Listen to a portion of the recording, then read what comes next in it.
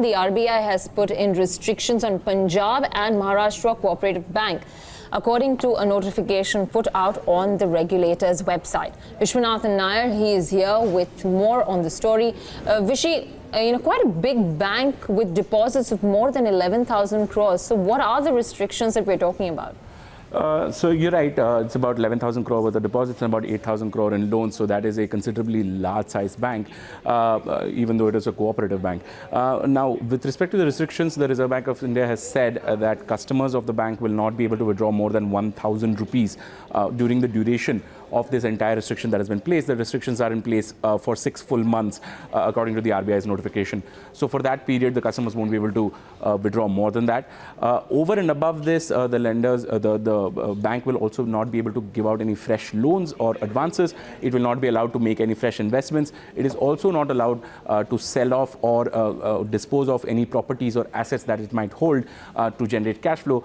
Essentially, the RBI has said that as whichever of these activities the bank needs to do, it has to get prior written approval from the Reserve Bank before it gets into that activity.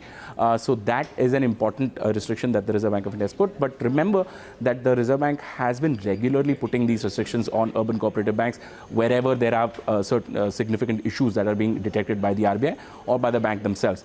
So just for context, just in September, just this month alone, 4 cooperative banks have gone through restrictions as well as some extensions on the restrictions, while one, which is Indian Mercantile Cooperative Bank, has actually seen its restrictions being removed after they were placed in 2014. So this is a fairly regular activity that the Reserve Bank of India does, and as of now, there is no concern whether the bank is losing its license or shutting down. The RBI has very clearly said that this does not mean that the bank's license is being withdrawn. It is just that there are certain restrictions, and depending on how the bank improves its financial position, these restrictions could be eased or removed fully.